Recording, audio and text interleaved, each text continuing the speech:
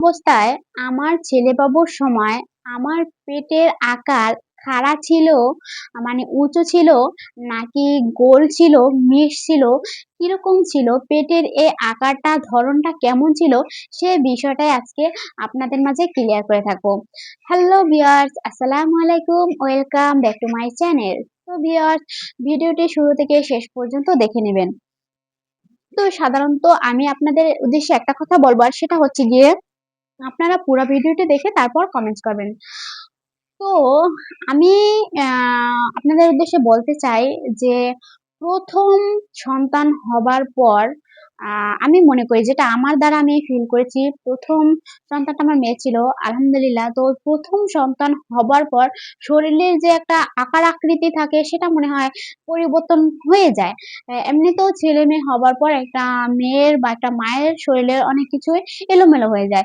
তেমনটা আমি মনে করি আমার ১ম সিজারিয়ানের পর আমার পেটের আকারটা একদম এলোমেলো টাইপের হয়ে গেছে। মানে আগের এটাই স্বাভাবিক, হওয়াটাই স্বাভাবিক। তারপর দেখা যায় যাদের নরমাল ডেলিভারি হয়, তো তাদের ক্ষেত্রে একরকম হয়, আর সিজারিয়ানের ক্ষেত্রে কিন্তু আরেক রকমের হয়। পেটের শেপটা অন্যরকম হয়।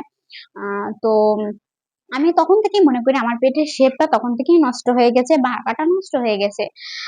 পরবর্তীতে এটা ঠিক হবে কিনা জানি না। তো আমি বলতে চাই ২য় সিজারের সময় যে আমার পেটের মানে আকারটা, মানে ছেলে হবার সময় যে আমার পেটের আকারটা কেমন ছিল আসলে। আসলে আমার ২ টো বাচ্চার সময় আমার বাবুগুলো একটু বড় ছিল, আর সেজন্য আর আমার খুব হেলথি প্রেগন্যান্সি ছিল। হেলথি প্রেগন্যান্সি তো বোঝেনই, মানে বড় বা মোটা ছিলাম আরকি। আমিও মোটা ছিলাম, আমার পেটও বড় আকৃতি ছিল। যেহেতু আমার হাইট আসলে অতটা না, আমার হাইট অনুযায়ী, মানে আমার হাইট অনুযায়ী আমার পেটের আকারটা প্রচুর পরিমাণে বেশি ছিল। তো আ আমার যে আমি মনে করতাম যে আমার ছেলে হবার সময় আমার আ পেটে একটু উঁচুই ছিল। মানে মানে এরকম আছে না, চোয়ালো, যে চোয়ালো ছিল না। কিন্তু উঁচু টাইপেরই ছিল। আ আর দেখা যায় আপনার পেটের আকার কিন্তু আসলে বাবুর মুভমেন্ট করার সাথে, সাথেও কিন্তু পরিবর্তন হতে পারে বা হয়, এটাই স্বাভাবিক। আ তো আ যেমন ওর মাথা এক পাশ থেকে আরেক পাশে যায়, আরেক পাশ থেকে আরেক পাশে যায়, সে অনুযায়ী কিন্তু বেবিটা বড় হয়।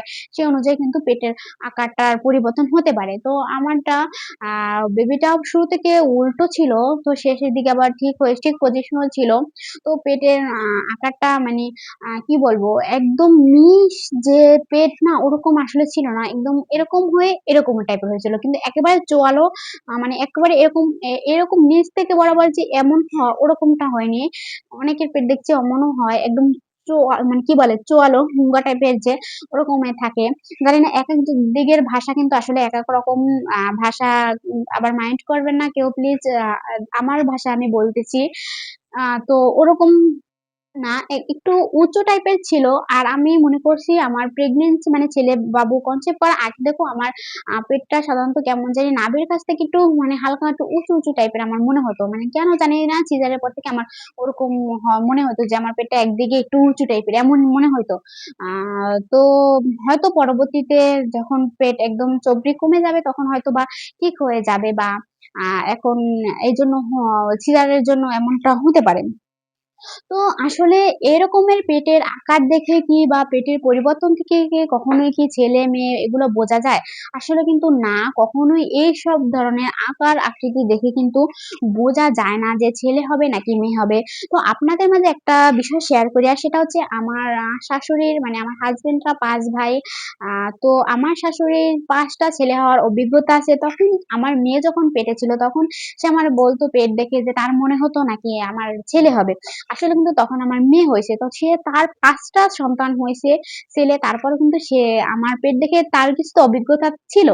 তো বলছে, কিন্তু সেটা কিন্তু হয় নাই। আসলে এরকমের আকার আকৃতি বা এরকমের symptoms লক্ষণ যে সবার ভিতর সবারটাই মিলে যাবে বা সবারটাই হবে এমনটা কিন্তু না। দেখা যায় আমারটা হইছে আপনারটা নাও হতে পারে, বা আমারটার সাথে আপনারটা মিলে গেছে, দেখা যায় আপনার বেবি জেন্ডার আলাদা হতে পারে। এটাই কিন্তু একদম স্বাভাবিক। তো তারপরও আছে, হ্যাঁ, আমাদের দাদি-নানিরা বা আগের যুগের মানুষরা তারা কিন্তু এরকম symptoms দেখে অনেকটাই বলে দিত। আর কিন্তু হ্যাঁ, এটা কিন্তু আসলে সত্যি হয়ে যেত। অনেকটাই সত্যি হতো বা এখনো হয়। কিন্তু যে সবারটা হবে এমনটা কিন্তু না। সবার কিন্তু হবে না। দেখা যায় হাতে গোনা কয়েকজনের মধ্যে কিন্তু হতে পারে। আমারটা কিন্তু আসলে এই মুরুব্বিদের যে টপিক গুলা আছে, ছেলে হবার যে টপিক গুলা আছে বা symptoms বা লক্ষণগুলো আছে সেগুলো কিন্তু আ আমার ভিতর কিন্তু অনেকটাই মিলেছিল বা মিলে গেছিল। যেগুলো আমি এই যে প্রতিনিয়ত আপনাদের মাঝে শেয়ার করে থাকি বা শেয়ার করে আসছি। আরো বিভিন্ন ধরনের ভিডিও কিন্তু আমার এই চ্যানেলে দেওয়া আছে। আমার এই চ্যানেলে আমার ব্যক্তিগত ছেলে-মেয়ে হবার symptoms গুলোই কিন্তু আপনাদের মাঝে শেয়ার করে থাকি। এখন তো এটা আমার ব্যক্তিগত symptoms আমি যেহেতু আমার আলহামদুলিল্লাহ ছেলে-মেয়ে দুটোই আছে, আমারগুলোই আমি শেয়ার করে থাকি। আর কারো বা অন্য কারোটা কিন্তু আমি আপনাদের মাঝে শেয়ার করি না। কারণ আমি যে অভিজ্ঞতাটা অর্জন করেছি বা অভিজ্ঞতাটা ফিল করেছি আমার সন্তান মানে দুটো হওয়ার সময় আমি সেইগুলোই আমি আপনাদের মাঝে শেয়ার করে থাকি। এবং আ আমার দুটো বেবি সিজারিয়ান বেবি। তো আমি সর্বপ্রথম বাচ্চা নরমালি ট্রাই করেও কিন্তু ভুলবশত কোনো একটা কারণে মানে বেবি হয়নি।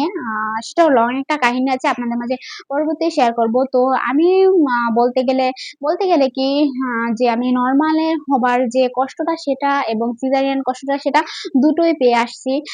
যা বলার মতো না আর এগুলো ভোলার মতো না। তো এগুলো আমি পরবর্তীতে আপনাদের মাঝে একদিন শেয়ার করব ইনশাআল্লাহ। আপনারা আমার সাথে থাকতে পারেন। আমার ভিডিওগুলো যদি ভালো লাগে আপনাদের কাছে, মনে করেন যে না কিছু একটা জানতে পারছেন বা জানেন বা ভালো লাগছে তাহলে প্লিজ দয়া করে আমার চ্যানেলটি সাবস্ক্রাইব করে দিবেন। আমার সাথে থাকবেন, আমার ফ্যামিলির সাথে জয়েন হয়ে নিবেন এবং আমার ভিডিওটি ভালো লাগলে একটি লাইক দিবেন এবং ভিডিওটি শেয়ার করে দিবেন।